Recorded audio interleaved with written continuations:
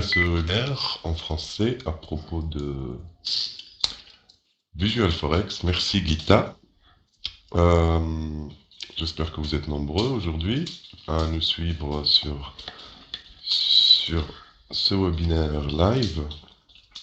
Aujourd'hui, je remplace mon collègue Bruno euh, et on va discuter donc d'une stratégie qui a été postée par un utilisateur ou un client et on va, on va voir les différentes composantes de cette stratégie, la manière dont elle est faite. Donc, à mon avis, à défaut de s'attarder sur la construction de la stratégie, il vaudrait mieux prendre du temps pour la tester et pour voir et expliquer les différentes composantes et connexions. Comme d'habitude, vous pouvez poster vos questions sur la partie de chat consacrée à ça en haut à gauche. Mais aussi, si vous avez d'autres questions, si vous voulez voir la stratégie, etc., donc ultérieurement, on peut la poster sur le forum et puis apporter beaucoup plus de support en fonction donc, du temps alloué. Donc, la stratégie d'aujourd'hui, en fait, je vais essayer de présenter deux différentes stratégies ou des parties logiques euh, de stratégies qui sont, à mon avis, intéressantes. On va s'intéresser à une première stratégie qui a été faite par un utilisateur qui est la suivante. Donc, cette stratégie, elle est plutôt simple.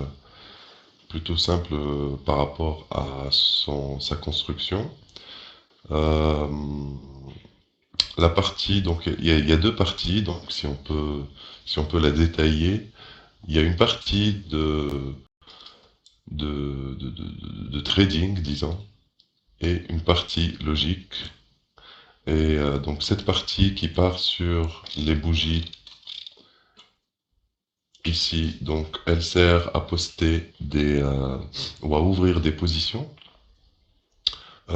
C'est des positions basiques, hein, donc on a fait deux conditions if par rapport à la souscription de l'instrument par défaut. Comme vous le savez sûrement, il faut absolument donc déclarer au début de toute stratégie la paire utilisée ainsi que la période de trading utilisée euh, aussi. Donc, et puis une simple condition par rapport aux positions ouvertes pour pas se retrouver avec une multitude de positions ouvertes, juste pour que ça soit organisé. Donc à chaque fois qu'il y a une position ouverte, short dans notre cas, comme vous pouvez le voir ici, l'action Open at Market, donc short. Une fois que la position a été clôturée, donc je me retrouve avec zéro position ouverte, et là je passe à la position suivante. C'est juste une petite, une petite partie basique pour ouvrir des positions. Donc, cette partie-là, elle est construite sur la base de bougies. C'est une base de bougies, je vous laisse le soin de choisir votre période par défaut. Ici, j'ai mis 10 secondes pour des besoins de test. Mais toute cette partie-là que je viens de sélectionner, elle sert tout juste à poster des positions. Maintenant, la partie logique, qui est la plus intéressante, on a décidé de l'effectuer sur la base de tick. Je vous prie de couper votre microphone parce que je suis en train d'entendre ma voix en écho, s'il vous plaît. Monsieur Flyswing, can you please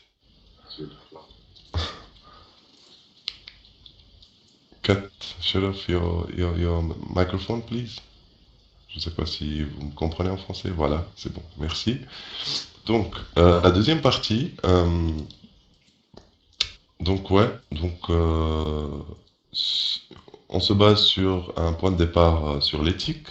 On a choisi ou le client a choisi ce point de départ pour avoir une certaine sensibilité par rapport aux updates. Donc, le client, il a utilisé un position viewer pour voir toutes les positions récentes qui ont été ouvertes. Notamment dans notre cas, donc c'est des positions short consécutives, hein. Il n'y a aucune condition de rupture, mais on peut très bien incorporer des conditions logiques sur la base d'indicateurs ou sur quel que soit le type de conditions, sur des paramètres fondamentaux ou d'analyse technique. Donc je laisse le soin aux utilisateurs de décider selon la manière dont ils veulent entrer dans le marché. Et donc un position viewer très simple, donc qui va checker toutes les positions ouvertes et va enregistrer toutes les informations, bien sûr, par rapport aux positions ouvertes dans cette nouvelle variable qui s'appelle myLastPosition. Donc on peut la trouver dans les usage variables. Ici, myLastPosition, comme vous pouvez le voir, elle sauvegarde toutes ces informations que ce soit les prix, les informations techniques par rapport à la position, etc. Et après, donc, on a choisi donc de faire un premier filtre sur les positions longues. Donc ici, en gros, on va s'intéresser qu'aux positions short, vu que les conditions d'ouverture sont sur des positions short. On peut ici très bien utiliser donc la condition if my position is long is false, et puis on part de cette sortie-là, hein, c'est la même chose. Si nous avons un double flux, donc le premier, il sert à calculer donc un premier down price. Donc il faudrait peut-être expliquer. Le but de cette stratégie est de poster un stop loss et de mettre un stop loss attaché à l'ordre qui va avoir une valeur. C'est comme exactement le même principe qu'un stop loss avec trailing step. Par contre, celui-là, il est beaucoup plus sensible et il va varier sa variation, elle est au niveau de 3 et de 2 pips. On va voir ça. En premier flux, donc, la stratégie va calculer la différence entre le prix d'ouverture dont on va soustraire 3 pips et on va définir ça dans un premier donc down price. Si le dernier tick, donc le last price, il est inférieur ici ou égal à cette différence-là, on va attacher un stop loss qui va prendre le prix de la position du prix d'ouverture. Donc ici on a choisi un set stop loss non pas en pips mais en price et on va rester sur le même side. Une fois que c'est fait, je passe au deuxième flux et là donc vous pouvez voir qu'une fois que le stop loss est posté, j'utilise une condition logique assign. Cette condition elle va juste c'est un déclencheur, hein, donc c'est une variable que j'ai appelée first flow OK. Donc s'il est égal à true, donc oui, dans ce cas, je fais un check ici et je fais un deuxième calcul. Donc je prends mon stop loss, le last stop loss par rapport à ma position. Je lui enlève encore 2 pips et j'ai un autre down price. Et si le dernier tick est inférieur ou égal aussi à ce down price, j'assigne un nouveau stop loss. Donc en gros, c'est pratiquement le même principe qu'un trailing step. Par contre, celui-là, il est beaucoup plus sensible. Vous pouvez bien sûr paramétrer la différence de calcul de pips ici à votre guise, hein. Donc il s'agit ici de jouer un petit peu avec ce type de stop loss qui peut à un certain moment même jouer le rôle d'un take profit parce que il va descendre d'une manière très très rapide jusqu'au moment si le prix va chuter sur la base d'un principe de vente. Le stop loss il va aussi chuter avec et puis à un certain moment il va se déclencher et il va être inférieur au prix d'ouverture, et donc ça va être un profit. Donc, le côté intéressant, donc oui, c'est l'utilisation d'un stop loss. On peut très bien coupler cette partie logique à une partie de trading basée sur des décisions, comme on a dit, fondamentales ou sur la base d'indicateurs, etc. On va essayer de voir le comportement de cette stratégie. Donc, je vais choisir de tester ça sur une période historique d'une semaine. Je paramètre comme ceci, et puis je vais tout de suite minimiser réduire la vitesse. Donc je vais mettre ma période à, on a dit ici c'était 10 minutes je pense. Donc voilà, on va élargir ça, comme ça, histoire que ce soit bien visible. Voilà. Donc, je pense que la période était sur 10 secondes, ouais. Donc, euh, même sur une vitesse de 4, ça reste assez rapide pour voir ce qui se passe. Donc, les positions short sont créées d'une manière aléatoire, hein. Il n'y a aucune décision, mais je vais essayer de réduire encore la vitesse pour voir exactement. Voilà. Donc ici, nous avons une position short qui a été créée à ce niveau-là. On a raté de quelques secondes le mouvement du stop loss qui était assigné. Voilà, là il a été touché. Une deuxième position et on peut voir le stop loss en train de descendre tout de suite. Donc voilà, comme vous pouvez le voir, le stop loss est en train de bouger d'une manière automatique à hauteur de 2 pips à chaque fois. Pourquoi? Parce que le last price il est toujours inférieur à ce niveau donc de stop loss. Et du coup, à chaque fois, il va baisser de 2 pips jusqu'au point où il va s'arrêter à 2 pips près. Et si le prix va baisser encore, le stop loss il va attendre jusqu'à ce que cette différence atteigne 2 pips. Le premier palier de mouvement du stop loss, on l'a choisi à hauteur de 3 pips. Après, on peut mettre très bien un mouvement, un premier flow à 10 pips d'un coup. Et après, un petit mouvement de 2, 3, comme on le veut. Euh, on peut aussi faire quelque chose de plus raisonnable. Si on a un stop loss de 25 pips initial et un mouvement baissier de 10 pips en bas, là, je vais baisser mon stop loss d'un coup de 10 pips par exemple. Donc tout ça, c'est juste ces paramètres. Donc vous voyez bien que le stop loss est en train de bouger avec des paliers de 2 à 3 pips. Là, il est stoppé. Et on attend. J'ai réduit l'échelle ici pour qu'on puisse voir, hein. En même temps, j'ai pas besoin de l'equity du profit and loss parce que c'est pas vraiment une stratégie d'un point de vue profit. Enfin, on va s'intéresser beaucoup plus à l'aspect logique et au fonctionnement que le profit. Voilà. Et donc ici, je vais stopper la stratégie juste pour revenir. Donc ouais, hein, c'est une stratégie qui crée beaucoup d'ordre de manière aléatoire, mais bien sûr, on peut très bien paramétrer tout ça d'une manière plus, plus intelligente, hein.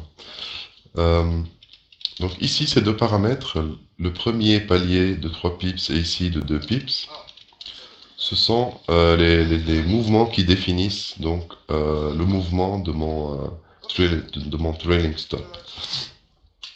Ici, si j'attache en premier lieu un stop loss à 60 pips, par exemple, sur une période de trading, je ne sais pas, journalière, et puis que je décide ici de faire 20 pips et puis un mouvement de 5 pips ou de 10 pips à chaque fois, ça va être donc pareil. Il faudrait juste. Et puis ici, bien sûr, on a pris l'exemple d'un flux de vente, donc short, on peut très bien faire la même chose de l'autre côté. Donc il faudrait juste inverser la logique. Ici, on peut partir de ce point-là et faire la même logique donc pour des positions longues. Et bien sûr, ici, donc en termes de logique, si je fais des positions longues, mon stop loss il sera en bas, mon take profit en haut bien sûr. Et là, il faudrait, au niveau des décisions, prendre la bonne décision. Donc si le tick bid supérieur ou égal, par exemple, à un certain niveau, là, il va donc déclencher le mouvement du stop loss qui va augmenter progressivement de 2 ou de 3 pips ou de 5. Donc c'est juste une question de logique inversée. Et puis, voilà, j'ai trouvé ça intéressant. Il y avait aussi donc une autre stratégie. Moi, je préfère peut-être ouais, voir plusieurs stratégies en même temps, s'intéresser à la partie logique, donc pour l'expliquer. Il y a une deuxième stratégie qui a été proposée aussi par un utilisateur qui était intéressante également, qui est la suivante. Donc elle a l'air un petit peu plus complexe, mais on va essayer de l'ouvrir. Donc voilà. Donc voilà, c'est une stratégie. Donc en gros, pour l'expliquer, elle est basée sur deux parties. Euh, Même chose, donc une partie de logique, de déclencheur, d'action et une partie donc disons de trading, de négoce. Donc cette stratégie, elle fait quoi? Elle se base sur un indicateur,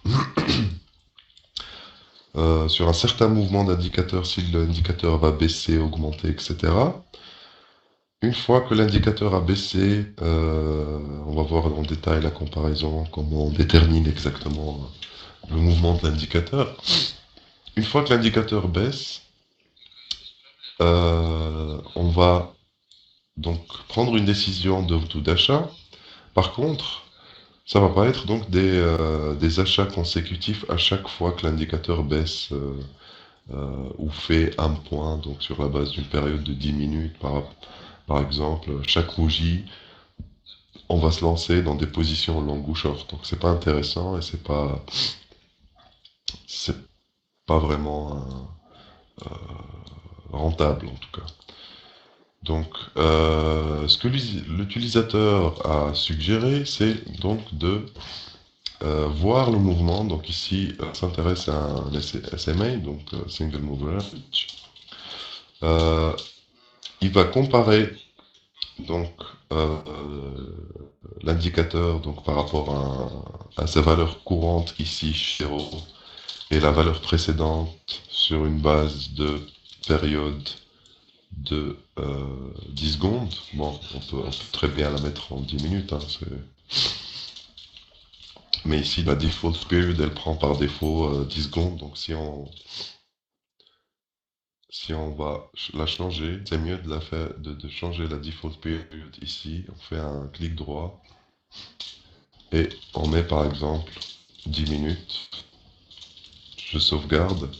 Et ici automatiquement, j'aurai tous mes indicateurs, toutes les valeurs par défaut seront sur une période de 10 minutes. Excusez-moi. Donc, on construit l'indicateur SMA. On va s'intéresser donc à la valeur courante et à la valeur précédente sur une base de bougie de 10 minutes. On va faire une comparaison. Ici, il y a un déclencheur, donc on peut le voir, if go equal to false. On va voir en détail ça après. Donc, la comparaison par rapport à la décision de rentrer dans le marché, donc elle se fait par une comparaison entre les deux outputs indicateurs, hein. Donc, on a la valeur courante de l'indicateur avec sa time period de 30 et la valeur précédente. Donc, si la valeur courante est inférieure à la valeur précédente, donc on va dire que l'indicateur il est en train de faire un mouvement baissier. Et si elle est supérieure, on peut très bien utiliser supérieur ou égal aussi. Hein. Donc c'est un mouvement haussier de l'indicateur. Donc si l'indicateur il baisse, je vais faire un sell ici. Si l'indicateur augmente, je ferai un buy. Maintenant, pour définir la manière, donc moi je veux faire la partie intéressante est la suivante. Donc si l'indicateur il baisse, je veux rentrer dans le marché, mais je veux stopper toute action de trading. Je ne veux pas lancer plein de positions à chaque fois que le point courant. Donc on peut très bien, là c'est la plateforme JForex. On va rajouter un indicateur juste pour bien expliquer les choses. Si je mets mon indicateur SMA 30 ici, là, je suis sur 10 minutes. Voilà. Donc ici, ce point-là exactement, c'est la valeur courante de l'indicateur. Ici, c'est la valeur précédente de l'indicateur. Donc si je mets juste une condition simple en disant à chaque fois que la valeur courante est inférieure à la valeur précédente, je vais avoir un trade ici, un trade sur cette bougie, un trade sur cette bougie. Tant que l'indicateur baisse, j'aurai une multitude de trades sur toute cette partie-là. Donc, à partir du moment où l'indicateur il baisse, j'aurai plein de trades sur chaque bougie. Et ça, c'est pas vraiment intéressant. Donc, qu'est-ce qu'on va faire? C'est on va utiliser des déclencheurs ou voilà, des déclencheurs logiques. Donc j'ai créé deux variables, donc can I buy, can I sell, hein, vous pouvez les appeler comme vous voulez. On commence par assigner, donc par défaut, ici, les valeurs can I buy, can I sell, qui sont des variables booléennes, donc elles prennent la valeur, donc par défaut, quand on les crée, elles sont égales à true. Donc d'emblée, ces valeurs prennent la valeur true. Donc, ce qu'on va faire, c'est si mon déclencheur can I buy égale à true, dans ce cas, je fais mon action trading, donc je vends. Et une fois que la vente s'est effectuée, donc ici je choisis une sortie du point, donc fill OK. Donc ça veut dire quoi? Ça veut dire que mon ordre a été envoyé au marché et mon ordre a été exécuté et j'ai reçu le message d'exécution. Donc ça, mon ordre est filled. Une fois qu'il est filled, j'assigne la valeur false de can I buy. Donc là, boum, j'arrête le flux de vente. Bon, on peut inverser. Hein. Ici, j'ai inversé la logique, mais enfin, le nom des variables c'est inversé, mais on peut très bien mettre can I sell égale true. Et ici, je dis false à can I sell parce que ici, c'était un sell que je viens de faire. Mais enfin, l'ordinateur, enfin, le système, il réfléchit d'une manière binaire. Hein.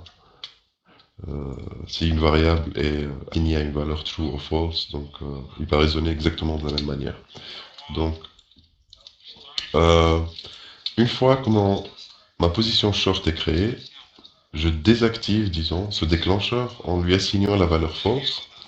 Et tout de suite après, la valeur opposée, donc can I sell, de l'autre côté, je vais lui mettre la valeur true. Et ici, cette variable, elle part de la sortie, donc si le SMA courant, le point courant est supérieur au précédent, donc le SMA est sur un mouvement haussier, dans ce cas, je vais faire un buy. Et ce que le système va faire, il va checker si le can I sell est actif, s'il est égal à true, s'il est égal à false, comme ici. Donc si, imaginons que je passe une position short, une position longue, et que mon can I sell il prend une valeur false, le flux va s'arrêter à ce niveau-là. Et tout de suite après, j'active le can I buy. Vous voyez? Donc, ce qui veut dire quoi? Ce qui veut dire que si le SMA monte, je passe une position longue. S'il monte tout le temps, donc à chaque fois, en comparaison avec la position courante et précédente, excusez-moi, il est toujours en train de monter. Il y a toujours mes déclencheurs qui vont faire un check. J'aurai un déclencheur can buy, donc qui est pas toujours, il est toujours égal à false. Donc, je vais pas acheter encore une fois. Et au moment où l'indicateur va faire un mouvement baissier, là, euh, la sortie ici de la condition if permettre de faire une position short et de désactiver tout de suite donc le passage de position longue. Donc on va voir tout ça en marche. Ici j'ai un déclencheur euh, Go qui va me servir de l'autre côté. On peut très bien l'expliquer tout à l'heure, mais je vais juste m'intéresser à cette partie-là. Donc ici, le flux qui part de l'autre côté, je vais l'enlever, juste pour qu'on puisse voir comment ça se passe côté test sur cette partie. Donc logique. Je prends la semaine dernière. Alors, donc je mets 10 minutes bien sûr, ça c'est très très important. Je réduis la vitesse. Alors, ce qu'on va faire, c'est premièrement introduire le SMA pour qu'on puisse voir exactement ce qui se passe. Ah ouais. SMA, c'est une période de 30, oui, tout à fait. Voilà, donc le test est parti. Je vais augmenter la vitesse pour qu'on puisse avoir plus de positions. Voilà, donc le test est parti à ce niveau-là. Donc, ce que la stratégie est en train de faire, c'est de checker donc le mouvement haussier. Ici, on passe une position longue. Par contre, ici, je me demande pourquoi la stratégie n'a pas passé de position short. Alors, peut-être une petite erreur, on va regarder tout de suite. Alors, sell, ok, buy. Je signe la valeur true, can I sell true? Alors, je fais un buy.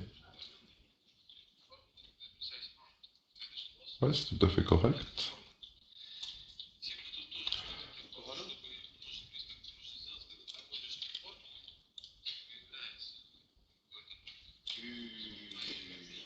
Sur le bid, correct, ouais.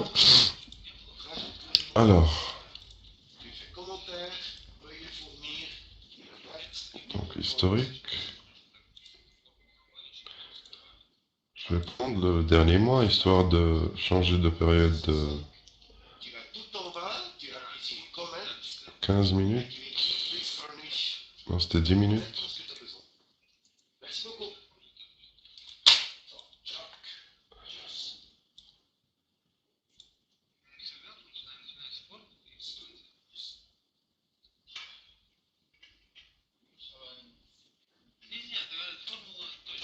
Voilà, il semble que les positions short ne se créent pas comme prévu. Et peut-être Et pardon, changer. j'interviens, mais que vous êtes en 10 secondes sur votre période. Non, je viens de la changer à 10 minutes en fait. Au début de la stratégie, je l'ai changé en 10 minutes. Donc ce que je vais faire, D'accord, c'est parce que de... vous avez votre pavé, là, candle period. Pardon? Vous pouvez répéter s'il vous plaît?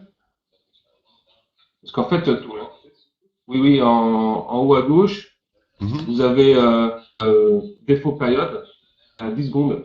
Ah oui, donc ça c'est une... Ouais. Ici c'est juste une variable qui a été... Ouais, c'est juste que ça a été mis au début comme ça, et c'était bloqué en 10 secondes.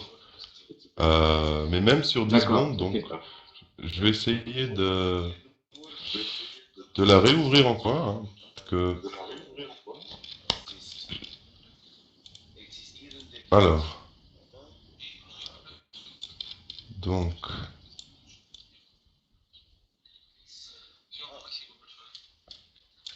ok, je vais pas regarder cette partie-là. Ok. Alors là, on part sur le principe d'une période par défaut de 10 secondes.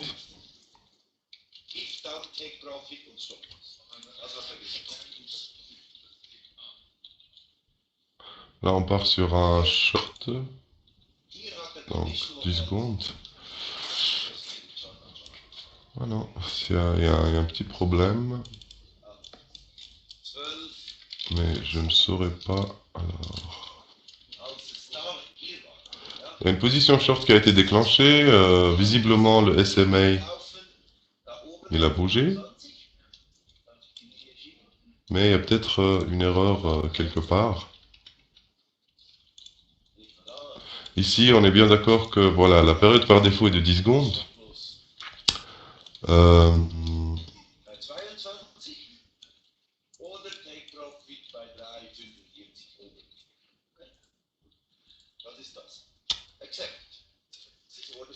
c'est peut-être l'histoire de ce déclencheur-là, voilà. Donc j'ai coupé de l'autre côté.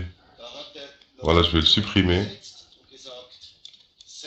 Justement, donc c'était ce compteur-là, donc ce déclencheur Go, qui va me servir de l'autre côté de la stratégie. Vu que j'ai coupé le flux de de l'autre côté, du coup, la stratégie va passer une seule position et va attendre. Donc là, je désactive l'autre compteur, l'autre déclencheur plutôt, c'est pas un compteur, et je refais le test. Historique, last week, ok, voilà. Donc là, on voit plein de positions. Donc je mets mes 10 secondes. Alors, on va essayer d'agrandir la fenêtre. On va intégrer notre SMA pour vérifier si les choses se font correctement ou pas. SMA. SMA, donc une période de 30, ça c'est OK. OK. Donc, on va zoomer juste pour voir. Alors, ici, qu'est-ce qu'on voit? À titre d'exemple, une position longue à ce niveau ici. Le SMA vient de faire donc un mouvement, un petit mouvement aussi. Je vais zoomer encore plus juste pour que ça soit bien clair.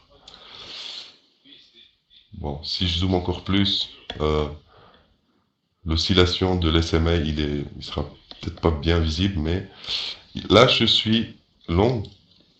Et une fois que l'SMA a commencé sa descente, à ce point-là, donc je suis short. D'accord. Donc ici, bien entendu, j'ai pas de take profit ni de stop loss. Donc c'est en train de créer des positions. À un certain moment, je vais subir un margin cut, mais on peut très bien rattacher des take profit ou stop loss. Donc à chaque fois, ici j'ai une position short. Par contre, ici, voilà, chercher ce point-là. Ici, un mouvement haussier, création de position longue, jusqu'au moment où l'SMA va euh, commencer sa baisse, short, long, et après, si je refais mon test sur une période de 10 minutes, ça sera peut-être plus sympa, vu que là c'est très. Donc je peux très bien là changer, on a dit, alors close, default variable, donc euh,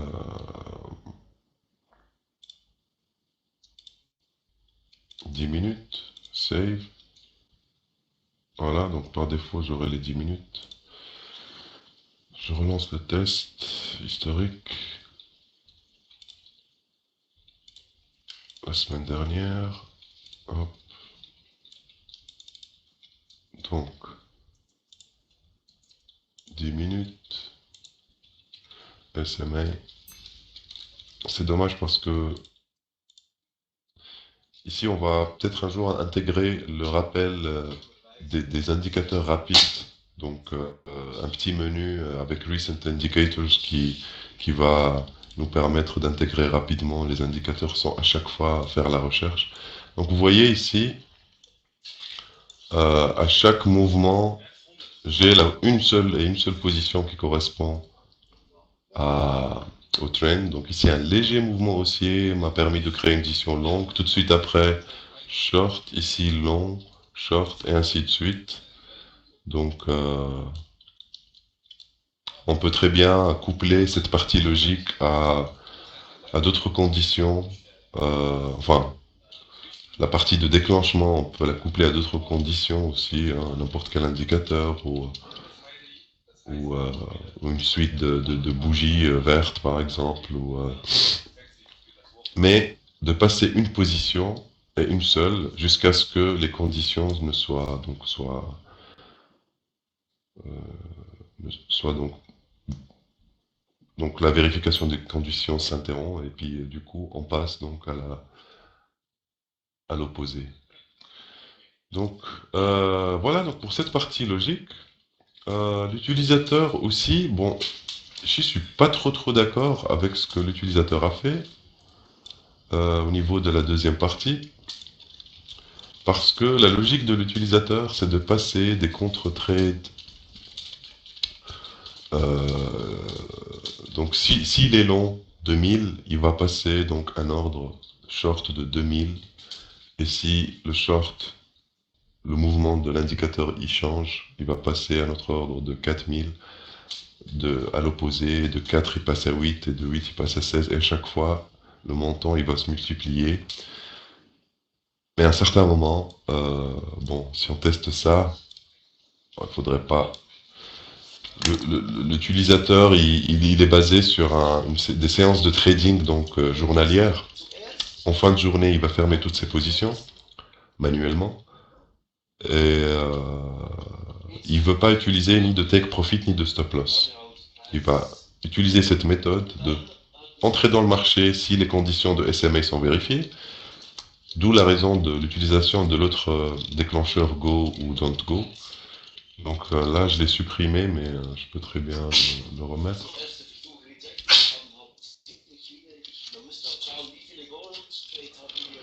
Donc ici, le Go égale false. Je me rappelle plus exactement de... On va réouvrir la stratégie juste pour pas faire d'erreur.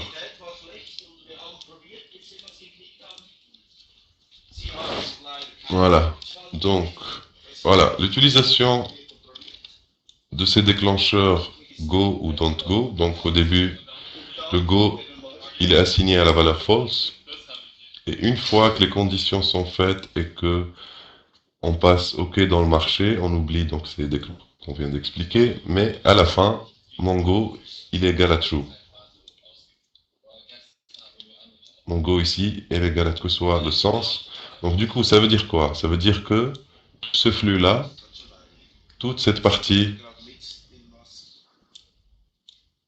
sélectionnée, elle va servir à une entrée du marché unique, une seule, que ce soit short ou long. Après, je passe à la deuxième partie. Et la deuxième partie, donc, elle va avoir donc comme paramètre de déclenchement le go qui est égal à true ici. Donc, comme on a dit, alors, cette deuxième partie, on va l'expliquer. Donc, on a un compteur ici. Donc, ce compteur-là, il prend la valeur par défaut, donc le default range amount qui est de 1000. Donc, mon compteur, il va prendre la valeur de 1000. d'emblée, donc on va prendre cette valeur. Je vais utiliser le position viewer et sauvegarder toutes les informations dans cette variable positions. Alors ici, l'utilisateur a utilisé donc une condition if si le side égale à 1 ou supérieur à 1. Bon, ça serait bien de commencer par cette partie-là pour voir la définition de ces sides. Donc, il utilise un multiple action. Donc ici, nous avons un calcul. Alors, le calcul, qu'est-ce qu'il va faire? Il va prendre cette valeur par défaut de 1000, dont on vient de lui assigner cette valeur de 1000, et il va faire lui rajouter donc la position amount de 1000 pour avoir un compteur, nouveau compteur de 2000. À chaque fois, il va faire la même chose, vu que cette variable count, elle est utilisée comme premier paramètre et comme résultat. Donc à chaque fois, si mon count commence par 1000, je lui rajoute la valeur par défaut de 1000, il va être égal à 2000, ainsi de suite. Donc après, mon compteur il prend la valeur de 2000, auquel je rajoute donc le position amount, le dernier position amount qui est donc de 2000, et j'obtiens 4000, 4000 plus 4000, 8000, et ainsi de suite. Donc ce calcul, il sert juste à lancer, à calculer donc ce double de position. Et le côté intéressant, c'est qu'il assigne à la variable le nouveau résultat pour qu'il le réutilise encore une fois. Après, nous avons un flux ici. Si ma position est longue ou short, donc si ma position est longue, j'assigne la valeur 2 à cette nouvelle variable side. Si elle est short, j'assigne la valeur 1. Donc j'aurais très bien pu me contenter d'utiliser juste ces variables boolean true ou long. Mais on va voir pourquoi. Ici, on a la condition. Donc la sortie du check en loop, donc en itération continue, elle sert à calculer mes positions et à voir si ma dernière position est long ou short. Donc tout ça, ça marche en loop. Et la partie donc finale, donc le workflow est fait. Je fais un check si le side est égal à 1 ou supérieur à 1. S'il est égal à 1, donc on est short. S'il est supérieur à 1, ça veut dire qu'il est égal à 2. On est long. Donc ici, on vérifie s'il est donc égal à 1. Je vérifie le cours, ou disons la tendance de mon SMA. Si elle est elle suit un mouvement haussier, je reviens à ma variable dont on a expliqué tout à l'heure, donc go, si elle est true ou false. Donc si elle est false, il fait rien. Si elle est false, il va attendre que ce workflow de ce côté-là fasse son job. Celui qu'on a expliqué tout à l'heure. Si elle est true, bah, il va passer et puis hop, il va ouvrir une position buy avec comme quantité notre valeur count. Donc si elle est de 1000, ça va être 1000. Si elle est de 2000, ça va être une position de 2000, etc. Et hop, par la suite, j'assigne à ma valeur side la valeur 0 pour arrêter tout passage de toute ouverture de position par rapport à ce flux-là, parce que tant que la variable side sera égale à 1 ou 2, donc short ou long, j'aurai plein de positions comme d'habitude qui vont être ouvertes sur chaque bougie si mon SMA, la condition de l'indicateur est vérifiée ou pas. Et ici, j'assigne à mon compteur donc le count 0. De toute façon, il va être updaté par le calcul. Donc cette partie, personnellement, comme j'ai dit, elle a besoin d'être revue et testée parce qu'à un certain moment, on est margin cut.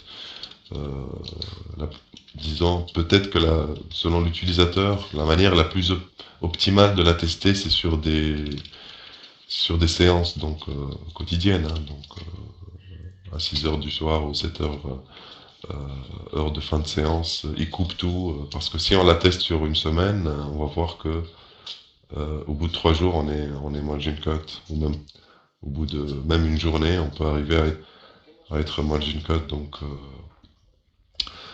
mais ouais, pour, pour tester un petit, comprendre cette partie logique, je vais couper le flux ici, de ce côté-là.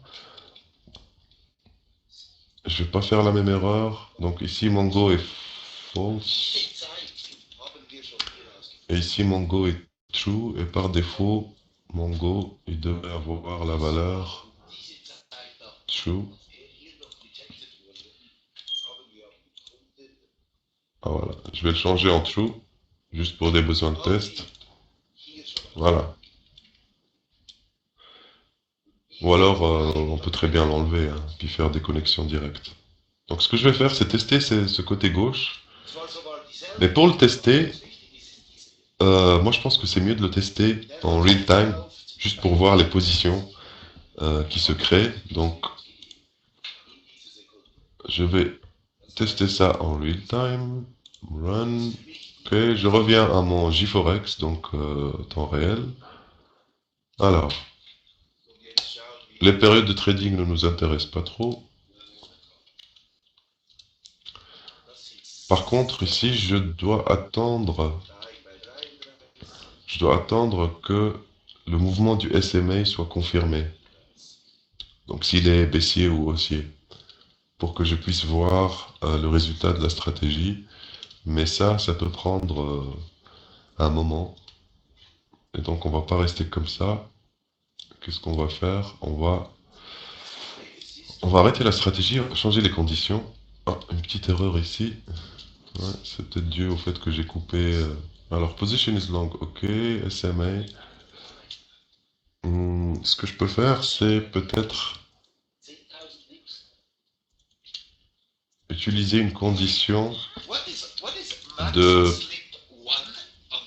PNL. Alors, je vais enlever cette condition de SMA. Nous avons 10 minutes qui nous restent. Ok. Et je vais utiliser, alors, sur la position précédente,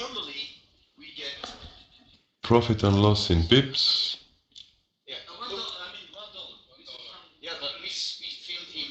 Ouais. Voilà. Bon. Profit and Loss in Pips. S'il est, là, je suis, ouais, disons, on va le mettre d'une manière très très sensible, hein. Donc s'il est de inférieur à un pip, hein, juste pour avoir un résultat rapidement. Donc si je suis sell, pas ici.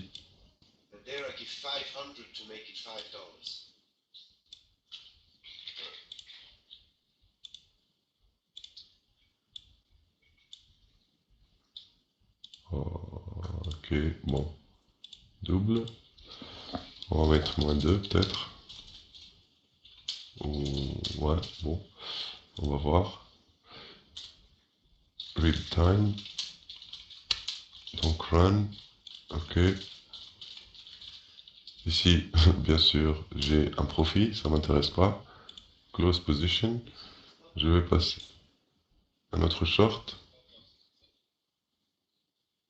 J'aurais dû mettre 0,5 pips juste pour déclencher le... Voilà, donc là on va d'avoir la perte confirmée et là vous venez de voir que Dual Forex a passé une position longue de 2000. Je vais attendre une autre perte en pips de 2, on a dit tout à l'heure. Ici on a dit 1 ici pour faire le sell et -2 pour faire le buy. Ouais, j'aurais dû la mettre. Mais bon, c'est juste pour avoir une idée sur le fonctionnement. Donc ici, Normalement, le flux qui fait long, il est désactivé. Et c'est le flux qui rentre les positions short qui va être activé. D'où, voilà, je pense qu'on vient d'avoir une position. Voilà. Donc 4000, c'est le double de la position précédente, ainsi de suite. Mais bon, après, il faudrait imaginer donc des conditions plus raisonnables, hein, donc en termes de prise de décision, mais c'est juste pour comprendre ce compteur. Et donc à chaque fois, on est short, long, short, long. On annule la position précédente et on passe. Donc, mais l'utilisateur, donc, il se basait sur des conditions de SMA, pareil. Euh, Ce qui est intéressant. Par contre, ouais, à mon avis, il faudrait revoir ça et puis intégrer un stop loss ou un take profit à un certain moment pour éviter d'être. Bon, en tout cas, ça demande à être vérifié et revu, mais Amine, ça reste intéressant en tout cas. Oui, oui. J'ai une question concernant cette stratégie. Euh, est-ce qu'elle marche uniquement avec l'euro-dollar ou elle peut marcher aussi avec d'autres paires, comme les paires en yens? alors la stratégie, elle marche avec n'importe quelle paire. Par contre, si on parle de multi-trading simultané sur plusieurs paires en même temps, là, on est en train de travailler dessus. Par contre, ici, il suffit de changer ce paramètre ici. Alors le default instrument, comme d'habitude, on peut le changer depuis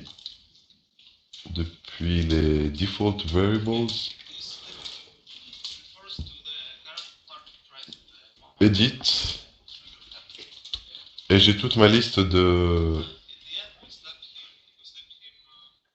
Donc je peux choisir le dollar yen, hein. Je valide. D'accord, Amine, j'ai bien vu ça. Mais par rapport au trading amount dans vos blocs de order, est-ce qu'il Oui, ne faut pas changer le trading amount justement parce qu'en fait on est à 4 chiffres après la virgule sur les paires en dollars et 2 chiffres après la virgule sur les paires en yens. ouais, tout à fait. Donc après, il faudrait les trading amounts par défaut, il faudrait les paramétrer aussi, hein. Donc soit on fait default trade amount ici, vous voyez. Donc je mets le default trade amount, je le change depuis ici. Après, je dois adapter mon calcul de l'autre côté. Euh, le PNL in pips, je pense qu'il change pas. Mais oui, tout ça c'est paramétrable, hein. Donc la default trade amount qui est de 0,01, je peux le mettre à voilà 0,001, edit, disons allez 10 000, hein, ou 100 000. Ce que vous dites, Amine, ce que vous dites, Amine, si j'ai bien compris, c'est que cette stratégie puisse fonctionner avec les paires, avec toutes les paires, donc les paires en dollars ou les Mhm. paires en yens. Il faudra intégrer un bloc if euh, avant tous ces blocs de prise de position pour savoir si on est en paire en yens à ce moment-là, il faut que le trading amount il soit égal à 0,01. Et puis si c'est une Mhm. paire en dollars, pardon, il faut que le trading amount soit égal à 0,0001 l'eau, en fait, Ouais, si j'ai bien compris. Donc il y a exactement. un petit check à faire avant. Exactement. Si on veut que la stratégie soit générique, alors deux options. Soit on fait un if default instrument. euh, on revient à la default instrument. Parce qu'il y a deux méthodes en fait intéressantes. Alors je peux faire if mon default instrument est XYZ. Je fais ça ou ça ou ça. Ou alors, ce que je pourrais faire, c'est d'une manière dynamique peut-être, c'est de m'intéresser à la dernière position Et je peux faire un check en termes de pip scale. Et le pip scale, c'est donc, il me détermine donc si c'est des pips en 4 chiffres après les virgules ou 2.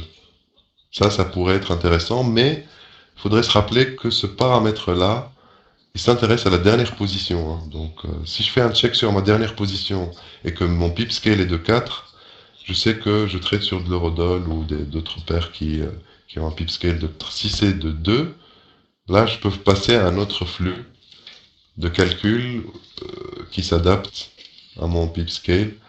Euh, je pense qu'il y a...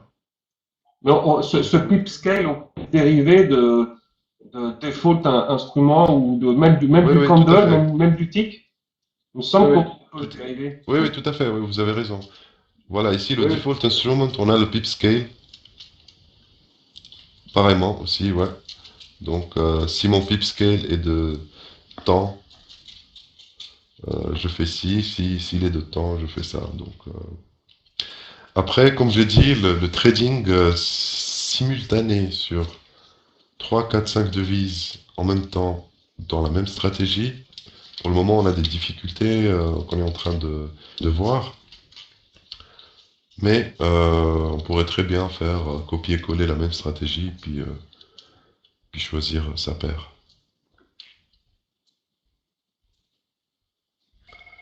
Mais bien sûr, on vous tient au courant par rapport au multitrading dynamique. Donc, il faudrait juste souscrire à plusieurs paires d'emblée. Donc, quand on déclare le premier bloc if,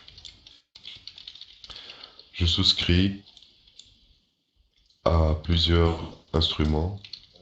Et puis après, bien sûr, je fais mes checks et je prends les décisions adéquates. Donc voilà, c'était deux stratégies un peu, enfin deux techniques différentes on va poster ça sur le forum si vous voulez. Puis si vous, enfin ça demande à être testé bien sûr. Si vous avez des questions après, vous êtes les bienvenus. Et puis si vous avez des questions maintenant, il reste 2 petites minutes. Sinon on va clore. En tout cas, merci beaucoup hein, pour votre présence. Et Monsieur Flyswing. Et ça nous fait Ça va plaisir, être hein, de rien, de rien, de rien. C'est intéressant d'intervenir comme ça directement plutôt que par écrit, c'est plus rapide. Donc là, 1 minute, là, c'est un peu short là pour poser des questions. On n'avez pas le temps d'y répondre. Je vais plutôt poster euh, par écrit sur le forum. D'accord. C'est peut-être plus simple. D'accord, il n'y a aucun problème. Bon, je m'excuse si je vous ai pas laissé le temps d'intervenir ou de poser des questions au milieu des explications, mais la prochaine fois, je vous garantis que vous aurez au moins 15 minutes. Merci beaucoup. Je vous souhaite une excellente journée. Merci pour votre intervention, ça fait plaisir. Et à la prochaine fois, il y aura probablement, ça sera Bruno, mais je pourrais très bien l'insister pour répondre à vos questions aussi également. Voilà, je vous attends au forum français si vous voulez. Et puis, excellente journée. Salut! D'accord. Concernant le, je vais poster. Trop tard.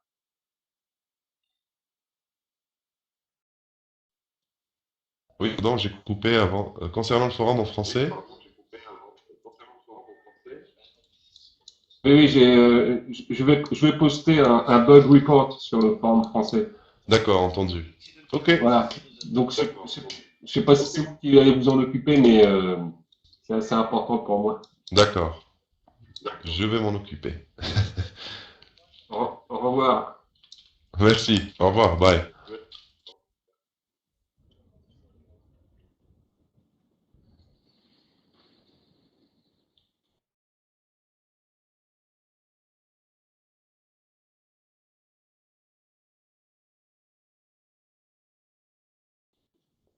Merci, Amine.